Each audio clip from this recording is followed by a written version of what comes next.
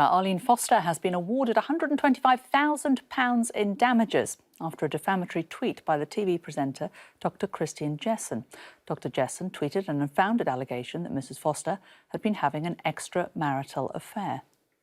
It is a UK record, we think, in terms of damages awarded for defamation by social media. It was December 2019 when these entirely false allegations began circulating that Arlene Foster was engaged in an extramarital affair with one of her security detail, and that allegation was tweeted by Dr Jessen. Despite Mrs Foster's lawyers advising him to take it down, he didn't do so for 2 weeks, during which time she commenced these legal proceedings. She herself told the court that it was humiliating to have what she described as the most important relationship in the world to her trashed in this way. The DUP leader and First Minister, who's been married to her husband Brian for 26 years, explained how she had to explain to her 2 eldest children and to her 85-year-old mother about these matters just 2 days before Christmas. And she said she didn't think it was a coincidence that this tweet and allegation had circulated at a time when she was involved in efforts to restore devolved government. Indeed, her lawyer, Paul Tweed,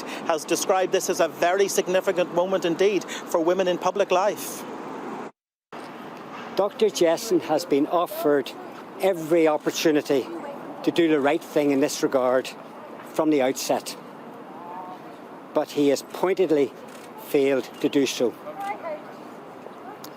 My client is grateful to the court for this total vindication, which hopefully will also act as an encouragement and a watershed for all women in public life who have been subjected to similar attacks on social media.